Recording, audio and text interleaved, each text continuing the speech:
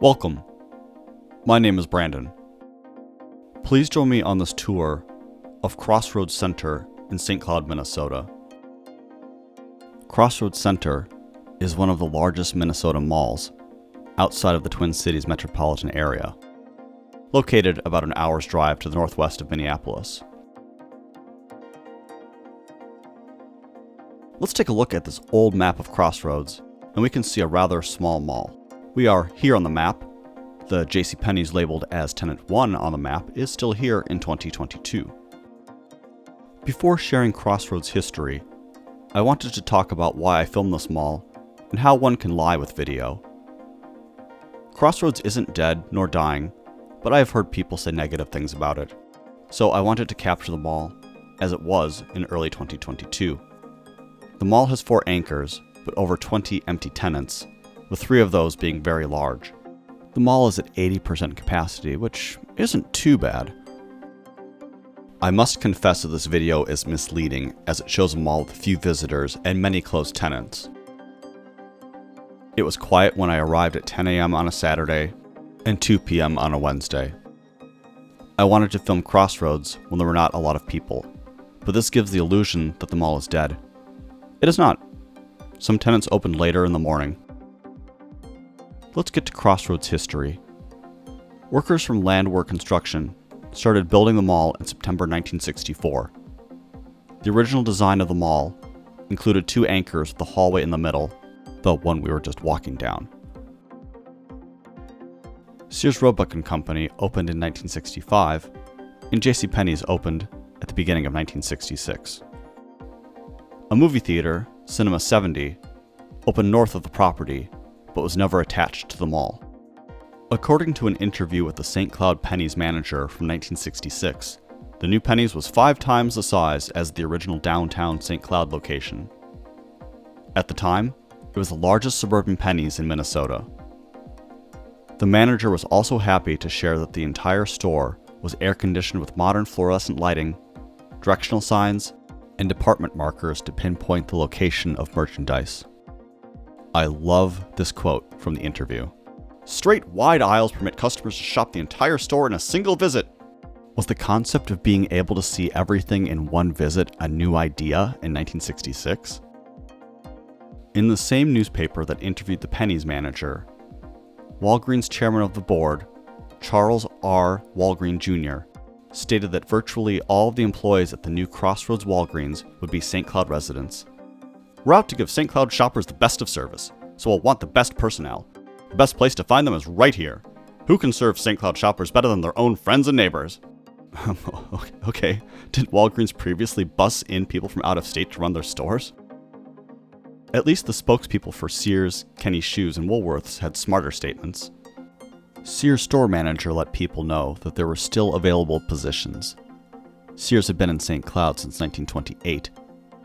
After a fire, a second location opened in 1957. That location was closing for the new mall store. The representative from Kenny Shoes mentioned that Crossroads was the 625th store in the chain's 70-year life. Woolworths shared that the new store was second in size only to the downtown Minneapolis location, which was the largest in the area. The Crossroads location also had a restaurant with seating for 110 people, 12 of them being counter stools. Other tenants doing business at the grand opening included Fannie Farmer, Hallmark, Musicland, and Scheels.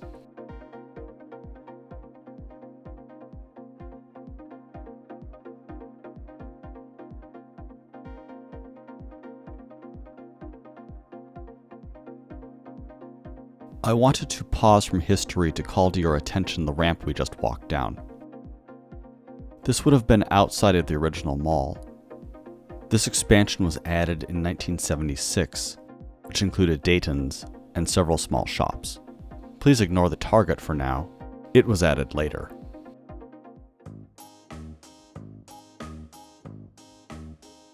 The mall opened on April 20th, 1966, with 4 days of celebrations.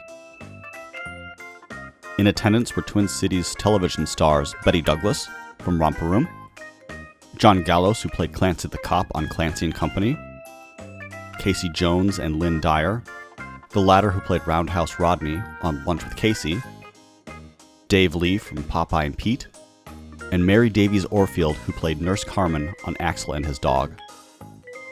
Let me share a clip from one of those shows that is also mall-related.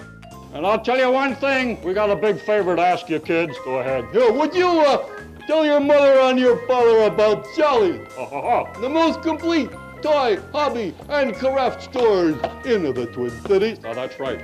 There are 4 Jolly stores. Apache Plaza Shopping Center, 38th and 42nd Avenue.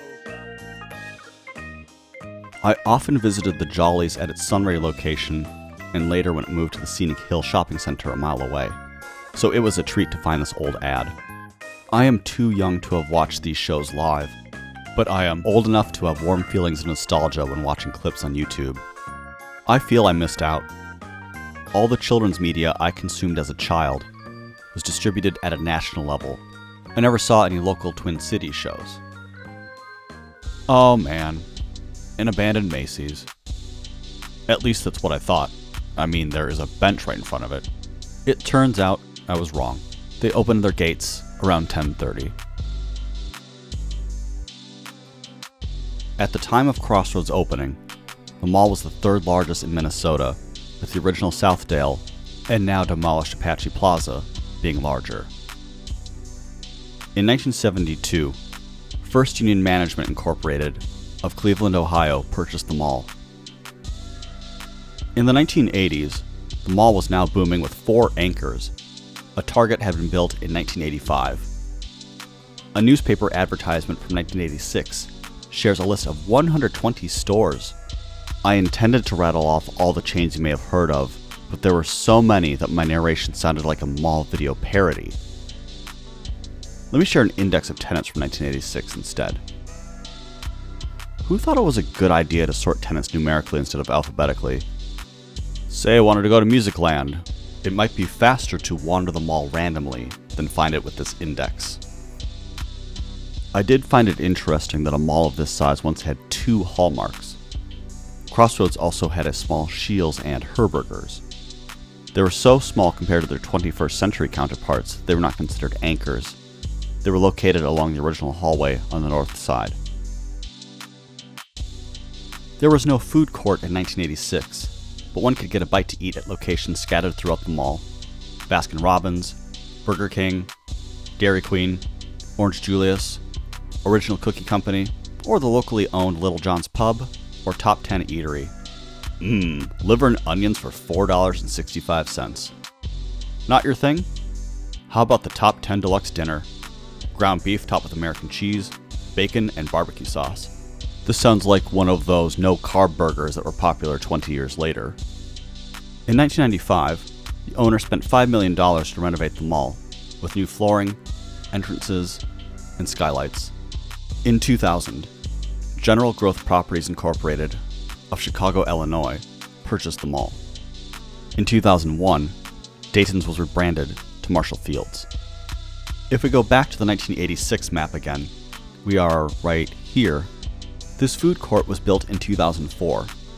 In addition to this renovation, Crossroads received a children's play area and a large 2-story Scheels. The food court addition gave the JCPenney's a second entrance into the mall. While the layout of the mall made sense in 1966, the JCPenney's looked almost tacked on after the 1970s addition. I think the food court expansion improved traffic flow.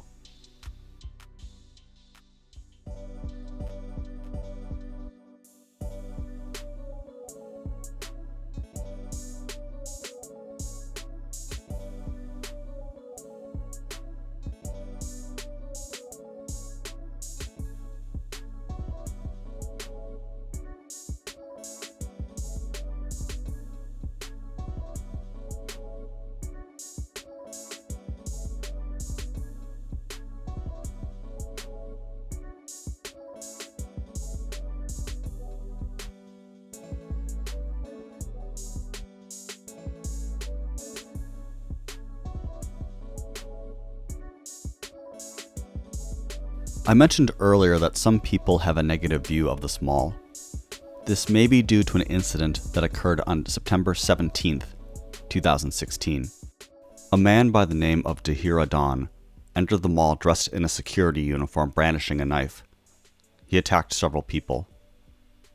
The attacker confronted Jason Falconer, an off-duty police officer. Officer Falconer shot Dahir. Falconer continued to fight off the attacker, who fell down and got up 3 times, before Falconer shot him for the last time. All 10 stabbing victims survived. Thanks to Officer Falconer's quick action, there were no more victims.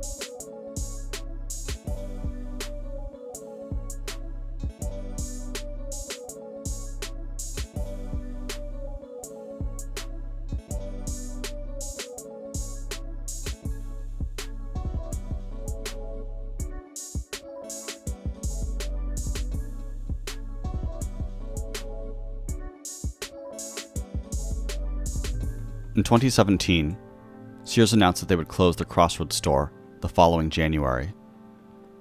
The former anchor was then split into DSW, Home Goods, Ulta Beauty, and an empty tenant. As shown earlier in the video, the empty tenant sits between the mall and the new stores, preventing them from having internal access. In previous videos, I have complained about building external-only tenants in Minnesota. It's cold here. It was 6 degrees Fahrenheit the day I filmed the interior of the mall. I returned to film the exterior on a 50-degree day in March. Winter was so long and cold in 2022 that I did not film many malls, as I did not want to walk around outside. All of this winter, it was either single digits and sunny, or warm and snowing.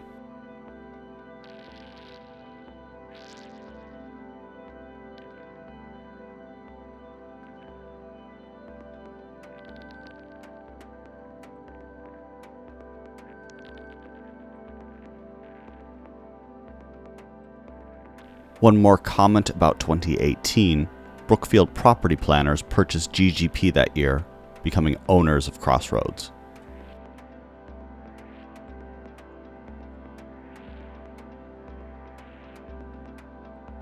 So here we are in 2022. Crossroads Center isn't dead, but it has a handful of empty tenants. I wanted to share what this mall is like. I felt completely safe on my 2 visits to Crossroads. And it was fun speed walking with the mall walkers when I wasn't filming. I could have stayed longer for lunch, but I wanted to have a meal at Kay's in St. Cloud's other indoor mall, Midtown Square. I wanted to check out Crossroads once I learned it had some relationship to Mankato's River Hill Mall that I filmed in 2020. GGP built River Hills in 1991 and later built Crossroads food court expansion.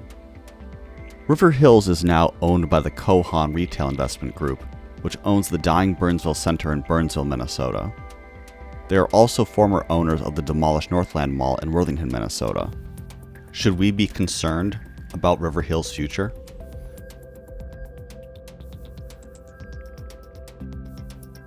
While Crossroads Center is down to 80% occupancy, I hope it doesn't go further. While it is fun to visit dead malls, these malls mean something to people. People have good memories of these places. And frankly, if you live up north like me, isn't it just nice to have an open building where you can make laps in the dead of winter? I would hate for St. Cloud residents to lose that. I love visiting old malls because they are often time capsules, but I don't want them to close. If you are a St. Cloud resident, do you visit the mall? If not, why? Is there more convenient shopping elsewhere? I would love to read your comments.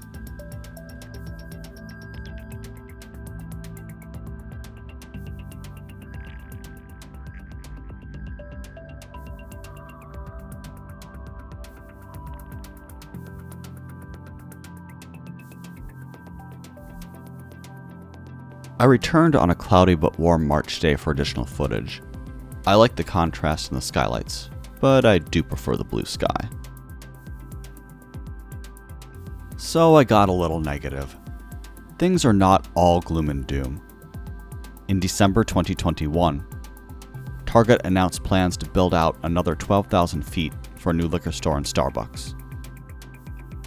Comparing Saturday at 10 a.m. to Wednesday afternoon, I found the mall much more active on Wednesday. I am assuming a Saturday afternoon would be even busier.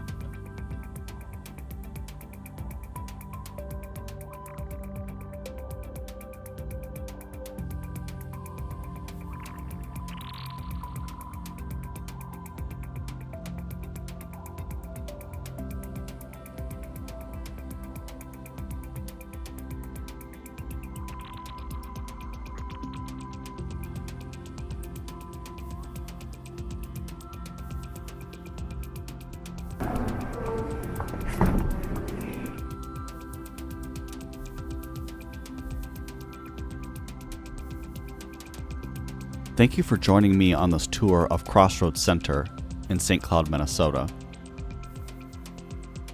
I hope you have a good day. Take care.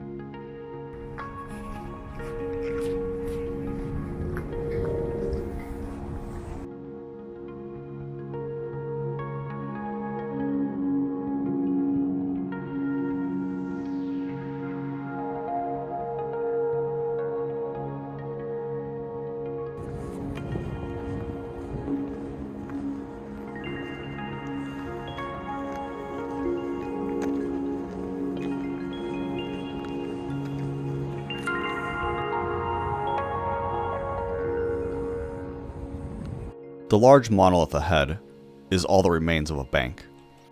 Do you know why it still stands? Is it a doorway to another dimension?